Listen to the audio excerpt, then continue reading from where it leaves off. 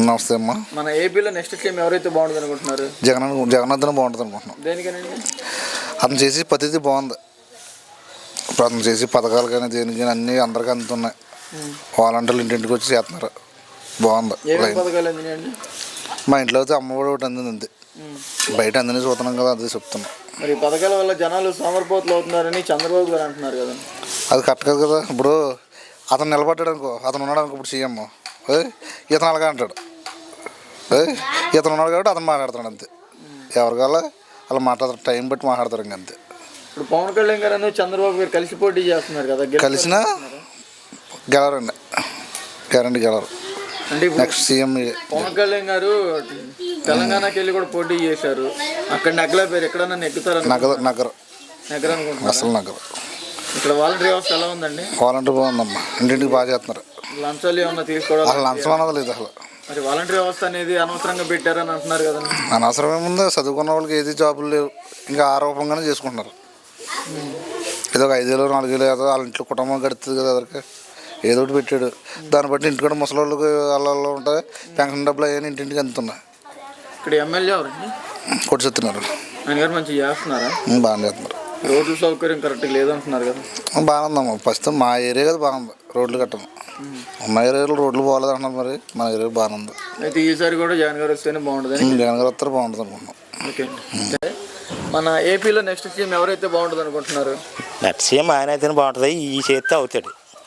పెళ్లి కానుకలు అందరికి ఇవ్వాలి, అందరికి ఇస్తే. అంటే ఈ పథకాలు ఇవన్నీ బాగా అందుతున్నాయండి మీకు? అందరికి ఇస్తా అన్నీ అందుతున్నాయి. పెళ్లి కానుకల వల్ల కొంచెం లేడీస్కి తేడా వచ్చింది. ఆయన ఇచ్చిన డేట్ కాడి నుంచి అంటే అంత ముందు అయిన వాళ్ళకి ఇస్తలే, అవి కూడా ఇస్తే డెవలప్ అందరూ ఓట్లు వేస్తారు. అప్పుడు ఏమేమి పథకాలు అందినాయి ఒకసారి చెప్తారండి? అమ్మ ఒడి, 18 ఏళ్ళు, ఈ రుణమాఫీలు, ఈ డోక్రా ఆడవాళ్ళకి, ఆ పిల్లలకి, మొత్తం ఏమి అన్ని పథకాలు బాగానే వస్తున్నాయి. ఇది ఒకటే కొంచెం తేడా చేశాడు. మరి ఈ పథకాల వల్ల జనాలు సోమరిపోతులు అవుతున్నారని చంద్రబాబు గారు అంటున్నారు. చంద్రబాబు గారు తెంగిన కోట్లు తెంగలేదండి కదా, జనాలకి కూడా తెంగేసాడు కదా. ఇది కూడా చేస్తే జగన్ గారు పర్లేదు బాగానే ఉంటుంది. పెళ్లి కానుకలు కొంతమందికి ఇచ్చి కొంతమందికి డేట్లు ఇట్టాడు. ఆ డేట్లు లేకుండా ఇస్తే మొత్తం అందరూ బాగుంటుంది వాళ్ళకి. మరి ఇప్పుడు చంద్రబాబు గారు పవన్ కళ్యాణ్ గారు కలిసి పోటీ చేస్తున్నారు కదా, గెలుస్తారు అనుకుంటున్నారా? మేమైతే రాడనుకుంటున్నాం. సీఎం అవుతాడు, జగన్ సీఎం అయిపోతాడు. కాకపోతే ఈ పథకాలు కూడా ఇచ్చేయడానికి కొంతమందికి అవి కూడా ఇచ్చేస్తే మొత్తం అసలు ఈ పేరు కూడా సీఎం అవుతాడు. ఇక్కడ వాలంటీర్ వ్యవస్థ ఎలా ఉందండి? బాగానే ఉంది. బాగానే చేస్తున్నారా? ప్రతి నెల ఇంటింటి తిరిగి పెన్షన్లు ఇవ్వడం కానీ, మరి లంచాలు తీసుకుంటున్నారా అని అంటున్నారు కదండి. లంచాలు ఎవరు తీసుకుంటారు? ఎవరు లంచాలు తీసుకుంటారు లేదు. ఎవరికాళ్ళకి బ్యాంకుల్లో కొట్టేస్తున్నారు కదా, బ్యాంకుల్లో కొట్టేస్తున్నారు కదా. అయితే బాగానే చేస్తున్నారు. బాగున్నారు. ఈ పెళ్లి కానుకలు డేట్లు లేకుండా ఇస్తే ఉన్న వాళ్ళకి కూడా వాళ్ళు కూడా వేస్తారు. ఇక్కడ ఎమ్మెల్యే ఎవరండి? కొట్టిస్తున్నారు. ఆయన గారు మంచిగా చేస్తున్నారా? కొట్టిస్తున్నారు. కొంచెం ఇదే బాగలేదు, చూడాలి. లేబర్ చూస్తలే. నేను ఉంటాను కూడా, నా గురించే నా పని చేస్తలే.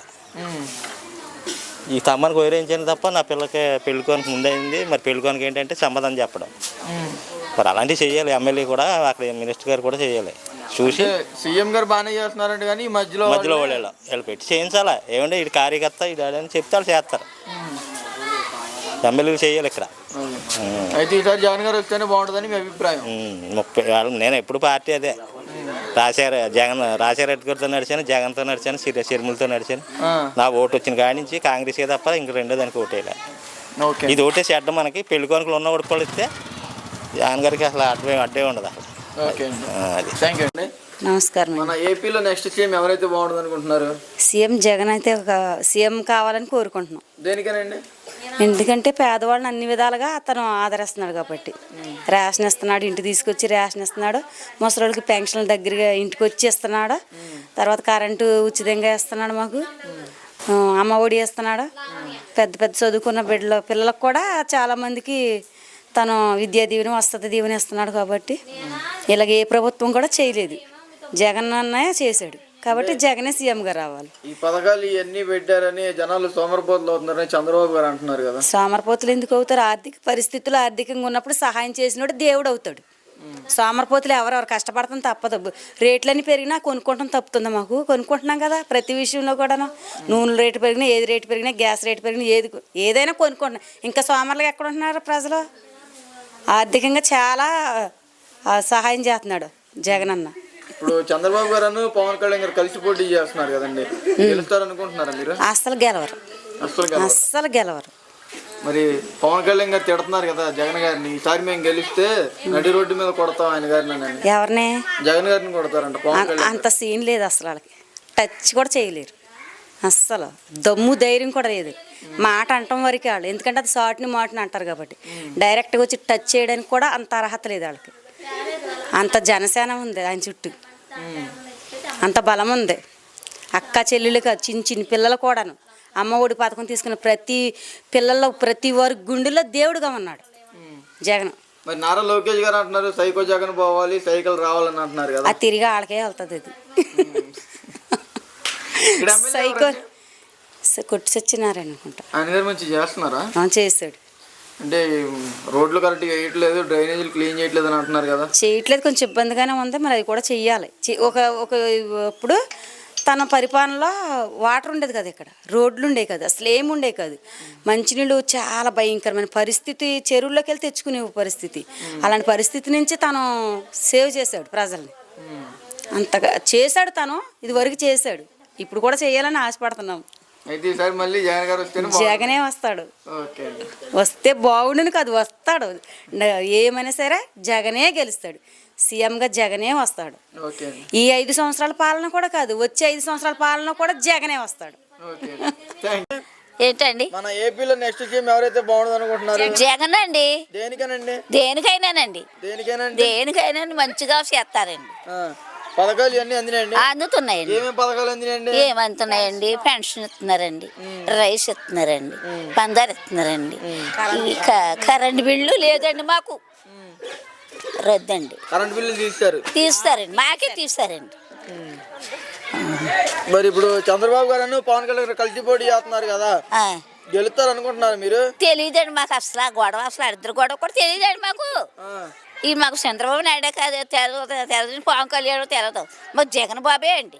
జగన్ బాబు గారే రావాలి. రావాలండి, ఆయన వస్తారు అని అనుకుంటున్నాం. ఇక్కడ ఎమ్మెల్యే గారు ఎవరండి? పట్టు చచ్చినారండి, గుడి అండి. మంచి చేస్తున్నారండి, చాలా బాగా చేస్తున్నారండి, చాలా బాగా చేస్తున్నారు. రోడ్లు కరెక్ట్ చేస్తున్నారా? వేస్తారంటండి, ఎక్కడి నుంచి మందులు గట్ట కొడుతున్నారు. అంటే నీళ్ళ సౌకర్యం లేదంటున్నారు కదా. మరి చెల్ల నీళ్ళే తాగుతున్నామండి. మరి మాకు చిన్న చెరువండి, నీళ్ళు సాగు పెద్ద ఊరండి అది. మరి నీళ్ళ సౌకర్యం గురించి మరి మీ ఎమ్మెల్యే గారికి చెప్పాలి కదండి మీరు. మేము చెప్తామండి, కొట్టి సత్యనారాయణ గారు చెప్తే జగన్ గారికి చెప్తారండి, మాకు పంపిస్తారు నీళ్ళ ట్యాంకీలు పంపిస్తారు. అయితే ఈసారి జగన్ గారినే గెలిపించుకుంటారు? మేము జగన్ గారిని అండి, జగన్ గారిని. ఇంకా వేరే ఎవరిని మేమేమండి, అవకాశం లేదు. ఏరే ఇవ్వండి, జగన్ బావే అండి, మాకు అన్నం పెడుతున్నాడు అండి. ఓకే అండి.